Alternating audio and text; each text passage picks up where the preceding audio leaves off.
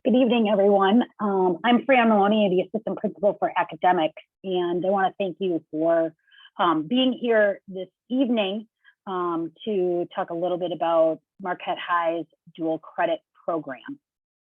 I'm going to give people just a couple of minutes extra to get on to the webinar prior to really diving into the heart of things. So I'll be back in about a minute to start the conversation and give you some instructions as well.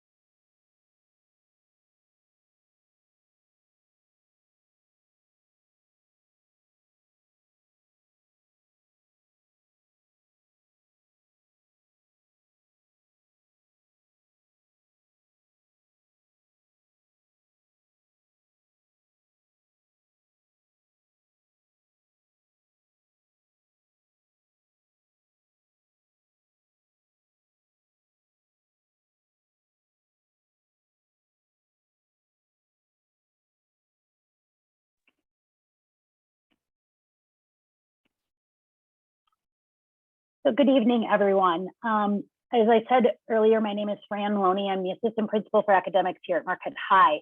And I'm going to spend some time this evening giving you some information about SLU's 1818 dual credit program. I want to thank you very much for being here. Zoom has certainly made this convenient for us to be able to be in our own homes and able to share some information with you. This is being recorded, so if you need to step away or if you want to go back and hear something again, you certainly will have that capability. I will email that out to everyone after this evening is over, so it'll probably be at some point tomorrow. But again, I want to thank you for being here. This is being broadcast in a webinar format. And so there is not the opportunity for you to jump into the conversation. We wanted to make sure that everybody who wanted to be here this evening would have the ability to be part of it. And this format allows us to do that with a very large distribution list of people. What that means is if you have questions, please feel free to use the question and answer. You can find that at the bottom of the panel with all of the functions for Zoom. Feel free to type that in. That will pop up on my screen, and I'll be able to answer those questions. If there is something from this evening that elicits a question after the webinar is over, certainly feel free to email me. My email address is Maloney, MALONEY @muhs.edu. Just wanted to start by mentioning that as part of the invitation to this evening, I sent some information, and actually it was probably quite a bit to digest. I hope you've had an opportunity to take a look at that information. That was an attachment to the email that I sent regarding dual credit. That attachment has quite a bit of information, some background information, and I'm not going to spend a lot of time on that information simply so that we can dive into the area that people have as most frequently asked questions. I'm going to share my screen here.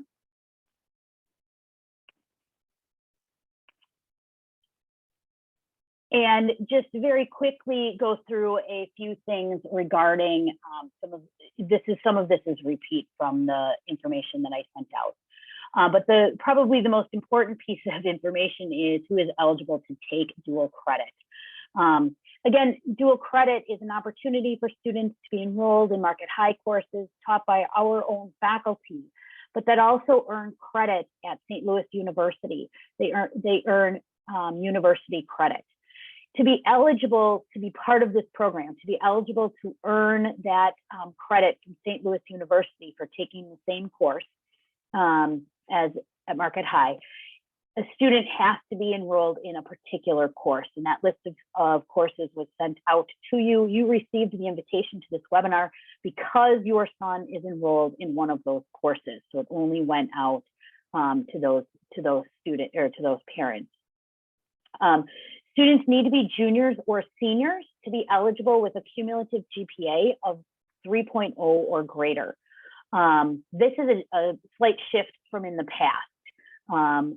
Sophomores are eligible to take dual credit courses if they are in a language or a math course. And in general, freshmen are not eligible to take dual credit courses. If your son falls into is a sophomore or a freshman in one of those dual credit courses, generally that would be language or math. Please feel free to reach out and contact me, and I can walk you through how we can work with St. Louis University about an exception or a possible exception to those rules. We don't want anyone who is in a course and is eligible to be excluded. The cumulative GPA is an important piece on this. This is something that comes directly from St. Louis University and from their accrediting body. So it is something that is a firm number. Unfortunately, for some students, that means that they would not be eligible to take the class for dual credit. They, of course, are still eligible to take the class for market high credit. So this screen is a screen that is just outlining, why we engaged with a dual credit program in the first place, some of the benefits. This information was in the packet that was emailed as well. But it really speaks to the reason why Market High decided to pursue a dual credit partnership at all. And it's really, I would say the most important thing is to recognize the high level of work so many of our students are already doing in the classes that they are taking. This slide talks a little bit about, why did we decide to partner with St. Louis University? And it really became as we were thinking about it, a way for us to not have to compromise any of our identity, any of our mission, but to have a really strong and robust program with whom to partner. And we'd be able to not have to worry about our Catholic and Jesuit mission that is so much a part of each of our classes. So some important deadlines I wanted to make sure to highlight. The first one is that registration is due by September 30th for any year-long or fall semester courses. So those are courses that meet either just for the fall semester or meet over the course of fall and spring semester. So for instance, multivariable calculus is a class that meets over both fall and spring semester, and so it would be a year-long course, whereas the literature of Great Britain is offered in the fall as well as the spring. And so students would register in the fall if they are taking the class in the fall, and in the spring if they are taking the class in the spring. Registration is a process that goes through St. Louis University's website. There's a spot, and I will be emailing students with some of that information so that they can, very easily access it. I do know some students have already registered for courses. It's a very easy process when students go through it, but it does help to know where to look and to find the information. I will be available to help students with registration starting next week if they run into any issues, and I'll be available during their lunch periods. to make sure that if they run into any issues that I can do that. Students may also call St. Louis University's 1818 program. That number is at the bottom of the screen here, or email 1818 at St. Louis University or at slu.edu. You'll notice also on this list of deadlines that November 30th is the deadline for tuition for the fall semester. In the spring semester, April 30th is the deadline. Those year-long courses, the tuition is due on November 30th. That is the registration deadline is a very hard deadline. They don't accept late registration. And the tuition is going to, the invoice for the tuition will be sent directly to your son because he is the student, and it will be sent it will come in the mail. So it's good to keep a lookout after about October 10th. Those invoices will start being sent out, and that is something to check your mail for, because I know students get a lot of solicitations from colleges, so it would be something to keep your eyes out for. They'll also receive some emails and will be able to, you can pay that online. It is really, really important that your son takes care of the registration. It will be asking for his demographic information. It will be asking for his login information. And they really treat all of their students in the program, all of the dual credit students, as college students. So it is super important that he is the one that fills that out. It's great practice for him in having to fill out applications. Some of them some of your sons will certainly be doing quite a few applications in the coming months. So in that way, it's really good practice. I do have a question here that I will answer. Does the credit hours mean, for example, if it's 4 credits, the tuition would be $75 times 4 credit hours? That is correct. So the tuition is $75 a credit hour, and it will be charged based on the number of credit hours for that particular course. Courses will carry between 3 and 4 credits, depending on the course. And some courses will have equivalent courses in the fall and in the spring. So example of that would be BC Calculus. BC Calculus has a course equivalent in the fall as well as the spring. And so it is eligible for 4 credits in the fall as well as 4 credits in the spring.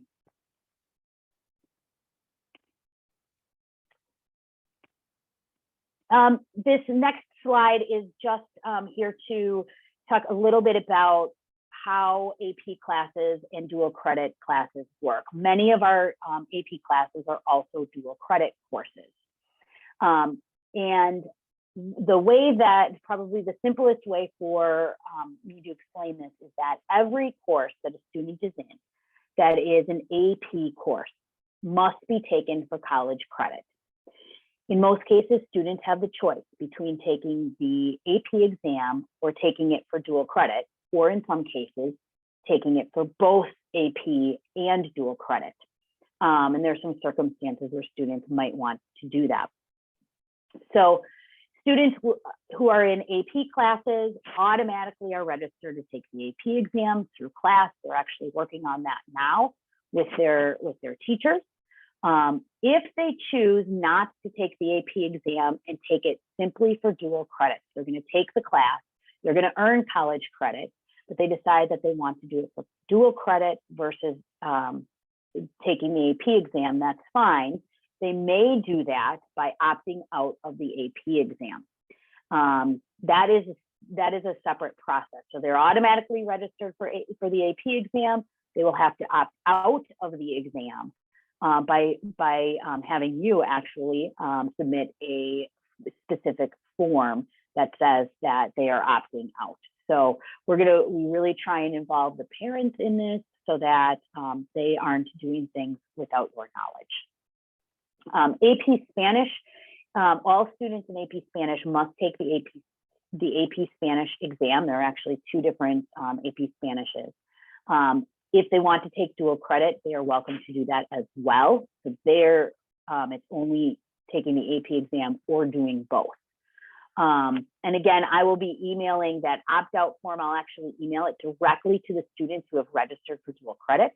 And then they will have to have you sign off on that and return it to me. So, you know, again, every one of those AP classes has to be taken for college credit. We just allow a student, and it's long time been market high policy that AP students take the AP exam.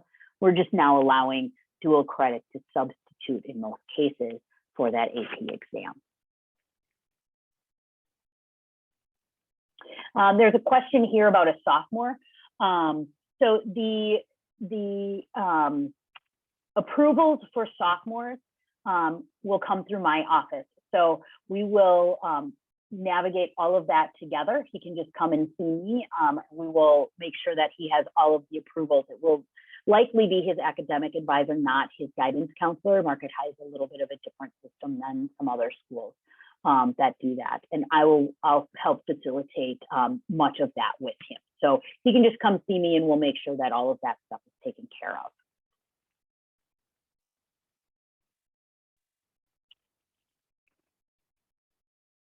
So this slide really just tries to get at the same information as the previous one, just a little bit more detailed. So where is the source of the cost that's involved? What are the steps that a student would need to complete depending on what they want to do? So again, MUHS credit and AP exam, no action is required. You'll be invoiced the cost of the AP exam directly from Market High. SLU credit will be invoiced directly from St. Louis University to the student.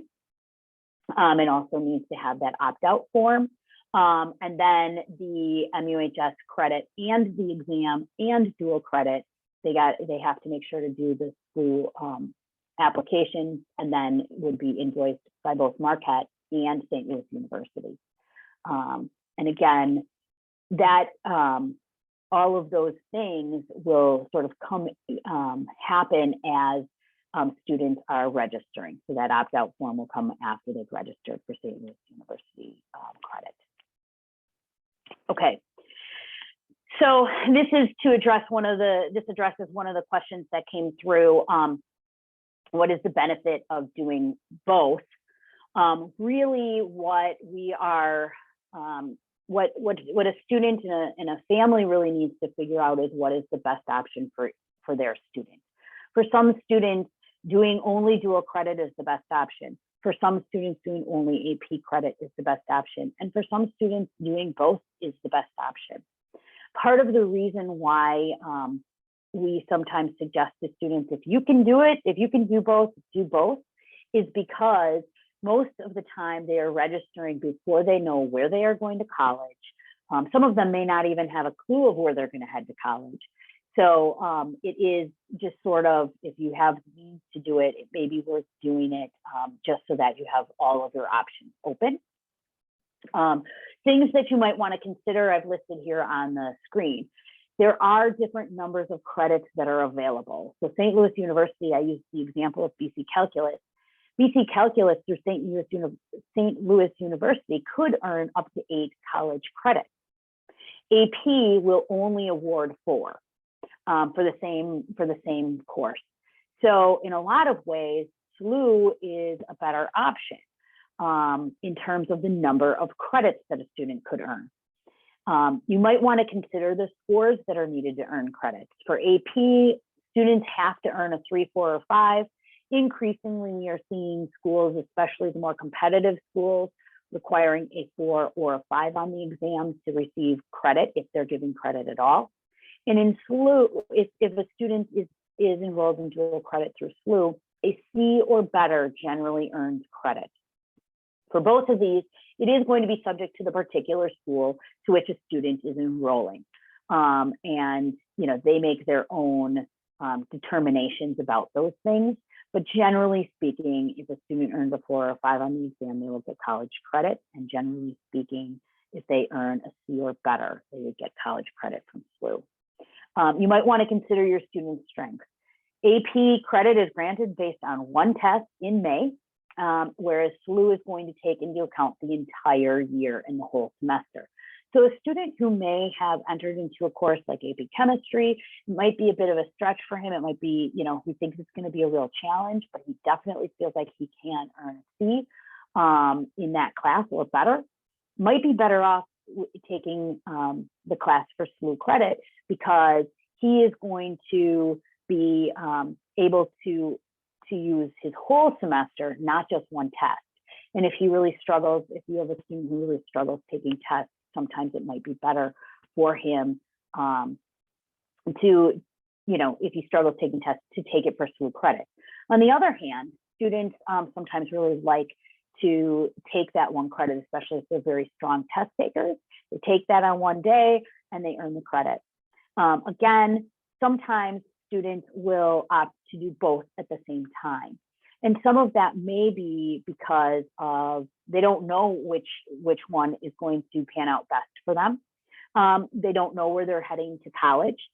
They don't know what their college major may be. And I always put the caveat out there that certainly many students change their minds about their intended major. And sometimes that changes how, when they change their major, how a credit, either AP or SLU, would be counted towards graduation, how that gets applied. So there are a lot of things that are unknown.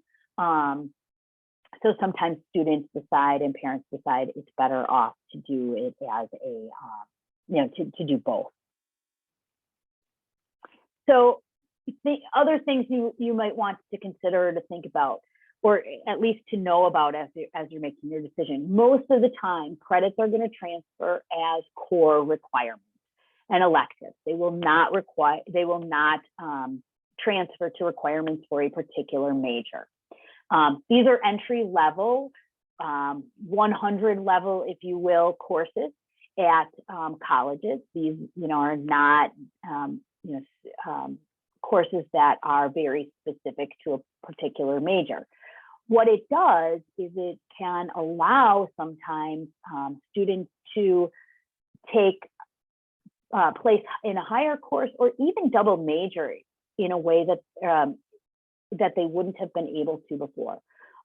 It opens up their schedule a little bit if they earn college credits early. So even though it may not transfer to their college major, just having those core requirements out of the way would then pave the way for them to jump into their major earlier, maybe double major because they have more room in their schedule, and maybe just take some classes that they're interested in, but they might not have had the opportunity to do so. Thinking if your son knows where he wants to go, if he has some schools in mind, or if he has types of schools in mind. Sometimes I say to students, you don't have to know where you're going, but you know what kind of school you're looking for. Do you know what tier of selectivity you are interested in, and that you would be applying to? So you don't have to know, that can help guide that, that question. Sometimes students will go specifically to schools' websites. They will do some research, and I really encourage them to do some research about where colleges might accept the classes and where they might not. Because that might be something that factors in. In general, the more selective a school is, the less likely they are to take AP or dual credit courses. The very, very selective schools we have found are not accepting sometimes at all AP, sometimes only 5, sometimes only 4s and 5s. And the same thing is true with dual credit. Sometimes they will accept them and sometimes they won't. Those very, very highly selective schools. Some thinking some of the Ivy Leagues, sometimes they'll accept them and sometimes they won't. So it's worth looking into. The other thing that's of note, science and math backgrounds. If a student is enrolled in BC Calculus, for example, it's worth looking into how that might be accepted if you are interested in going into a science field, or health sciences and pre-med, but also into engineering, how that might translate. And so that's an important thing to look into. How do students figure out what what colleges will take and will not take. That is what we call transferability. How transferable are these credits? The short answer is very transferable, but the longer answer is you need to do some research. So there is a website called Transferology.com. It really tracks different schools and what they have accepted in the past. So for instance, you could look up the University of Chicago and see what if they have accepted SLU credit, the course, whatever that course is. So let's say it's Math 1510. Have they accepted that in the past? And what has its counterpart been? You know, and is that you know, is that how is it treated? Things are sometimes treated a little bit differently based on college major, so that's something to think about. The 1818 website also has some information on it, and it's also an option for students to contact the Office of Admissions of their prospective colleges, or colleges that they might kind of be interested in, and just say, you know, I'm interested in taking this class for dual credit. Do you accept dual credit? Would you accept this for credit? How would it transfer in, or how has it transferred in? And they often will give you that information as well. I'm going to stop here for a second, just take a look at some of the questions that have come in. There's a question here about, is there a similar dual credit program with Marquette University? The answer is no. Marquette University, we have a different partnership with, where students are able to take classes down at Marquette University over the summer and earn college credits that way. That is also a greatly reduced cost of $500, but they don't have the same kind of dual credit program. The dual credit program, the thing that's unique about it is it's not in addition to what students are taking right now. It is the classes in which they are already enrolled. So if they are enrolled in the plays of Shakespeare, they can take it for dual credit or not take it for dual credit, provided they meet the eligibility requirements, but they're going to be taking that class for high school credit regardless.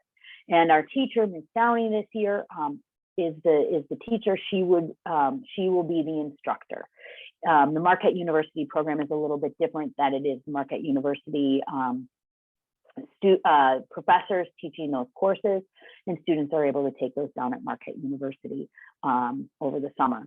We do have a partnership with Marquette University's business school to offer some introductory business courses over the summer. Those are dual credit. And if students are interested in that, we certainly get that information out in the spring semester. It's a different program than this. It is something that takes place over the summer.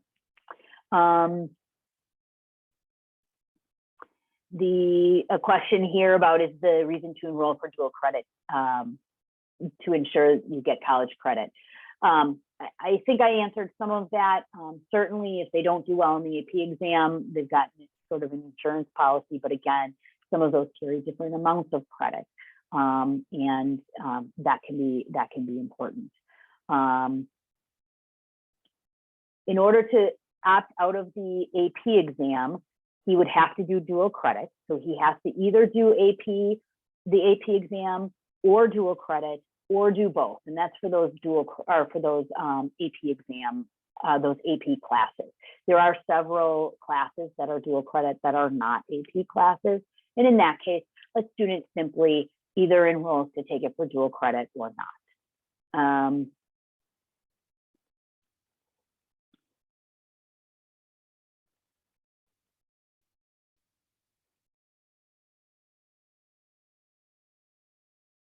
So the question about payment, if the dual credit option is selected and it's a year-long class at MUHS, will you pay the tuition 2 semesters? And the answer is, it depends on the course. So for some courses, and I believe there's a chart in the packet of information I sent home that will address exactly when tuition is due, and what the if there is one class or if there are 2 class equivalents. I'm going to move on here for a second because I think I'm going to answer some of these questions some of these additional questions here. Again, still on the subject of transferability, how are these credits treated? I'm going to give you some examples of things that we know. Some of this is information that we have gotten back from students, from our alums who have come back and told us, here's how it worked out for me. By and large, it's worked out very well for them. St. Louis University, because they are the institution that is granting the credit, every single one of those credits transfers into St. Louis University. So if your son is planning on going there, they will accept everything. Marquette University is a great partner. They will also accept everything. And if you want to see the equivalent of the course, of the Marquette University course to the SLU course to the Marquette High course, we do have that information on the dual credit page, on Marquette High's dual credit page. So there's actually, they've been great about giving us information about how those transfer.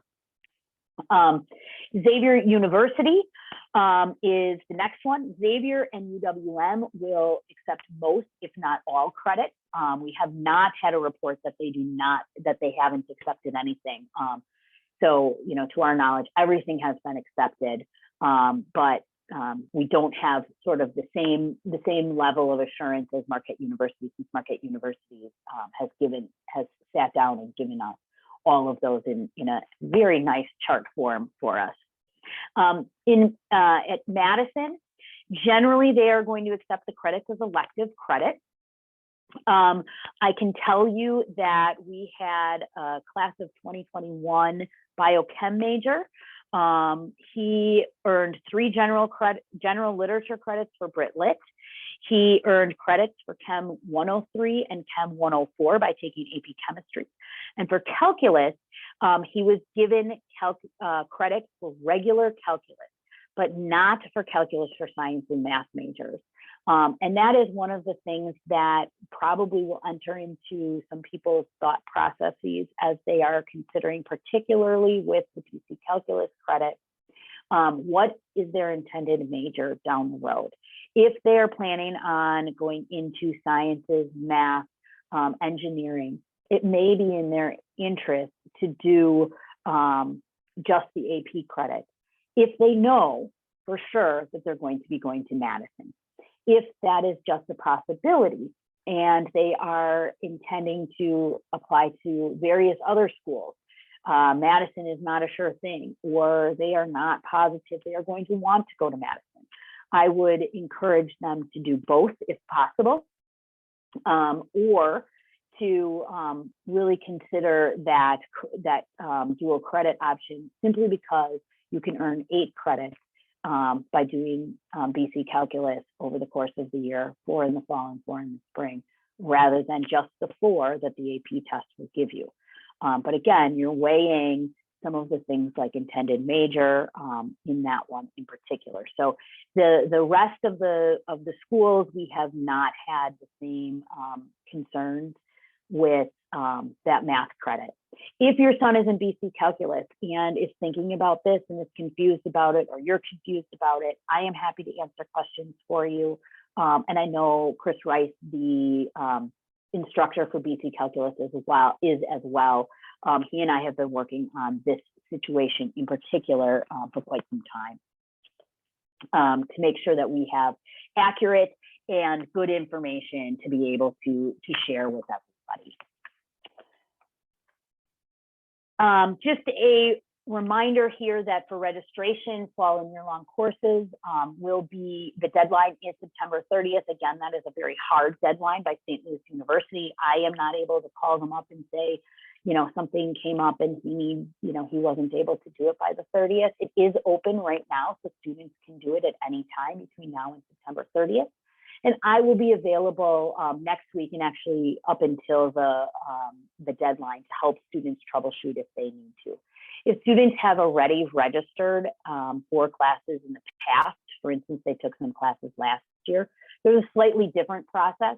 And they have to remember their username and password, which for some of them certainly is a challenge, and they may end up having to call IT just to make sure that they have that they can get the right password in there.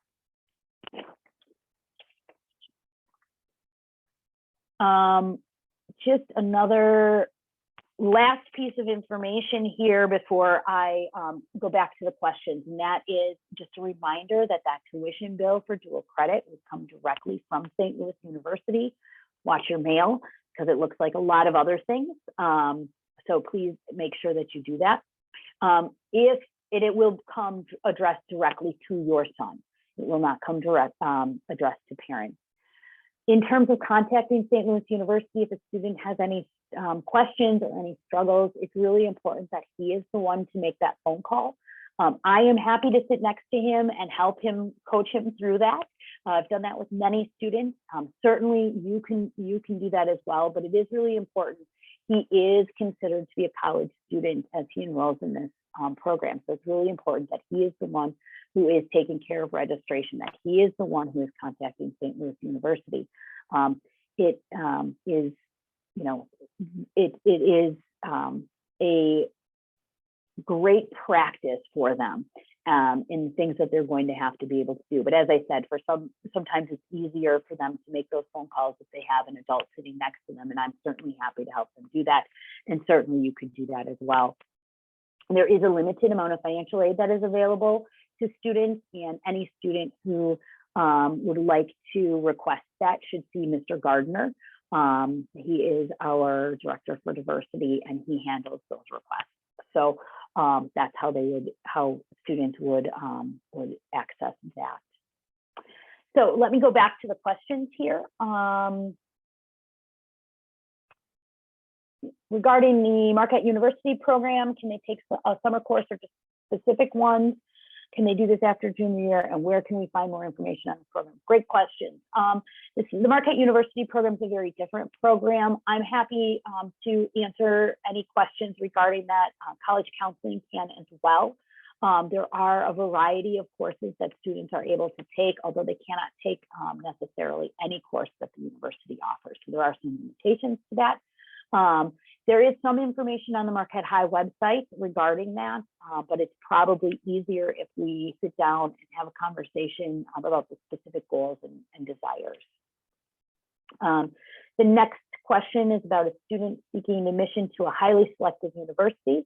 Will a transcript reflecting university credits help a student with admissions? Great question. The answer is yes. Highly selective schools are absolutely looking for rigor. They are looking for, did you take the most rigorous courses that were possible? Did you get the highest grades you possibly could in those rigorous courses, right? That balance of rigor and high grades. And so, yes, it will. A student who takes a dual credit class receives a St. Louis University transcript.